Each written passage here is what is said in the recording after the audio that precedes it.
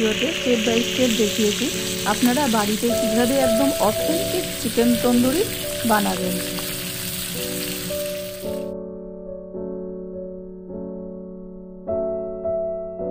নমস্কার, আজকে আমি বানাচ্ছি চিকেন তন্দুরি। আসুন শুরু করি চিকেন ম্যারিনেশন। প্রথমে আমি টক দইটাকে জল ঝরানোর জন্য একটা বাটিতে ছাঁকনি নিয়ে তার উপরে একটা কাপড় বিছিয়ে টক দইটা দিয়ে জলটা ঝরিয়ে রাখার জন্য রেখে দিলাম।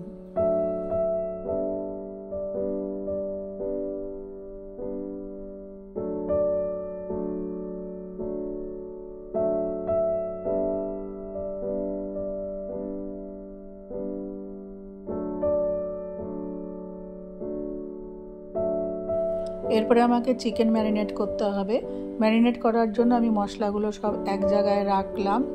এই মশলাগুলোর মধ্যে রয়েছে আদা রসুন বাটা, লবণ, চিনি, লঙ্কা গুঁড়ো, ধনে গুঁড়ো, জিরে গুঁড়ো, তন্দুরি মশলা আর কসুরি মেথি, আর ওইদিকে লাগবে জল ঝরানো টক দই।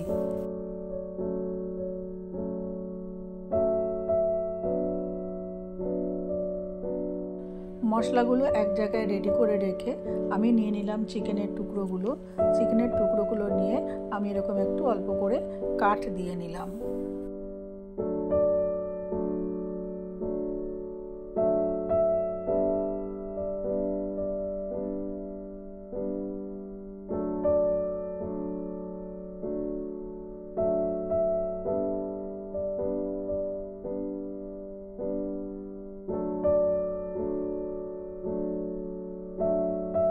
এরপরে শুরু করব প্রথম ম্যারিনেশন। আমি চিকেনের টুকরোগুলো একটা বোলে নিয়ে নিলাম, মানে একটা গামলায় নিয়ে নিলাম। এরপরে একটা পাতিলেবু, আমি দুটো পাতিলেবু এখানে ব্যবহার করেছি। দুটো পাতিলেবু কেটে আমি রসগুলো চিকেনের মধ্যে খুব ভালো করে মাখিয়ে নিলাম।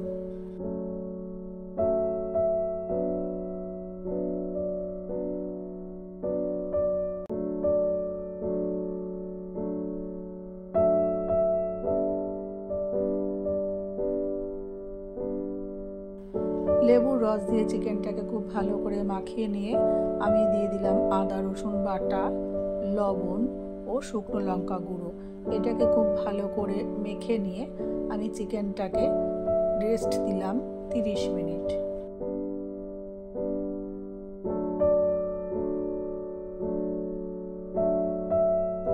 প্রথম ম্যারিনেশনের পর চিকেনটাকে 30 মিনিট রেস্টে রেখে আমি তৈরি করে নেব সেকেন্ড ম্যারিনেশন।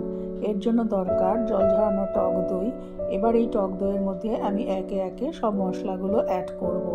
দিয়ে দেব আদা রসুন বাটা, লবণ, চিনি, লঙ্কা গুঁড়ো, ধনে গুঁড়ো, জিরা গুঁড়ো, আমচুর পাউডার, কসুরি মেথি, গরম মশলা।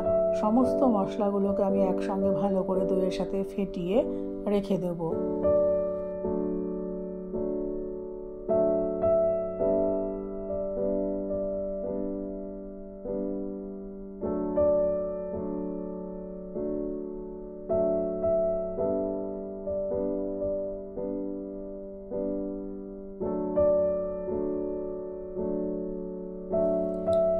মিনিট পর আমি চিকেনগুলোকে তুলে নিয়ে এই সেকেন্ড ম্যারিনেশনের মধ্যে অ্যাড করে দেব এবং খুব ভালো করে কোট করে নেব। কোট করে তারপর এটাকে আমি রেস্টে দেব 7 থেকে 8 ঘন্টা, মানে 7 to 8 আওয়ার্স এটাকে আমাকে ঢেকে রেস্টে রাখতে হবে।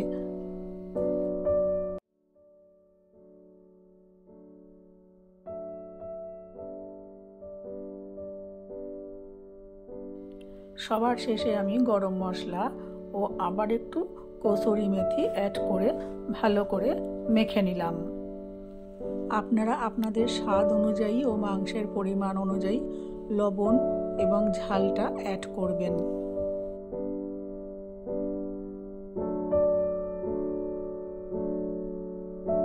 আমার চিকেনটাকে সেকেন্ড ম্যারিনেশনও করা হয়ে গেছে। এবার এটাকে আমি ঢেকে রেখে দেবো 8 ঘন্টা। 8 ঘন্টা এটাকে আমি ফ্রিজে রেখে দেবো, স্টোর করব। করে 8 ঘন্টা পর আমি ফাইনাল প্রসেসে এগোবো।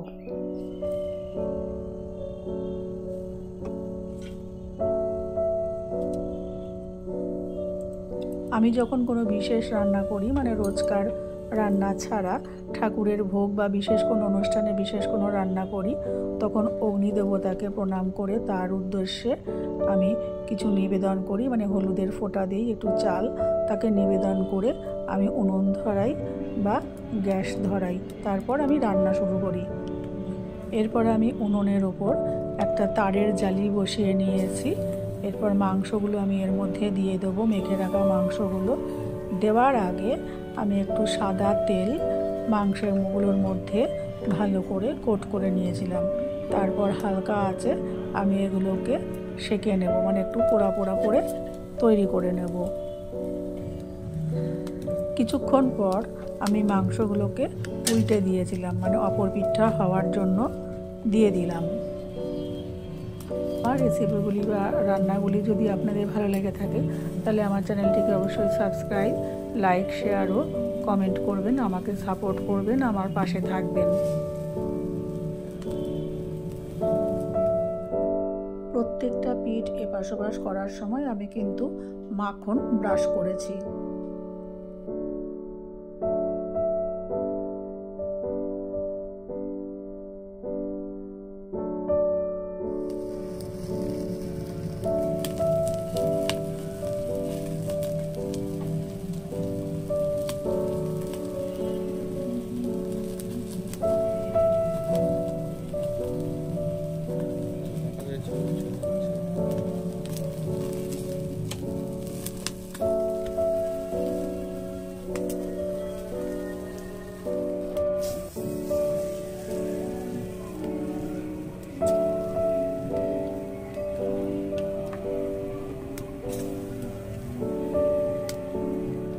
এখন আমি দ্বিতীয় পদ্ধতি দেখাচ্ছি। যারা কাঠের উনুনে করতে পারবেন না এরকম ডাইরেক্ট আগুনের মাধ্যমে, তারা এরকম গ্যাসে একটা কড়াই বসিয়ে দেবেন, একটু সাদা তেল বা একটু মাখন আপনারা দিয়ে দেবেন, বা সাদা তেল মাখন দুটো একসঙ্গে মিশিয়েও দিতে পারেন।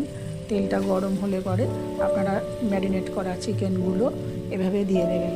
দিয়ে এরকম উল্টে পাল্টে দুই পিঠ ভালো করে একটু পোড়া পোড়া মতন করে ভেজে নিয়ে তবে নামাবেন।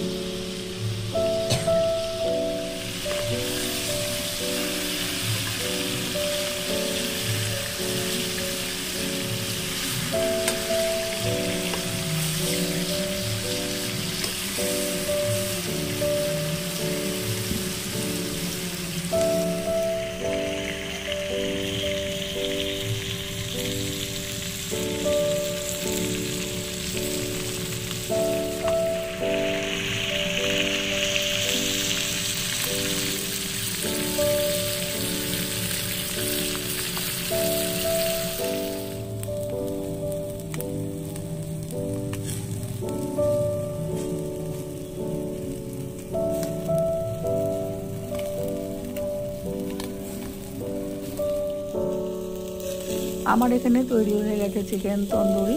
আমি এটাকে সার্ভ করব। আপনারা এটাকে স্যালাড, কাসুন্দি, সস যে যেভাবে খেতে পছন্দ করেন সেইভাবে সার্ভ করতে পারেন।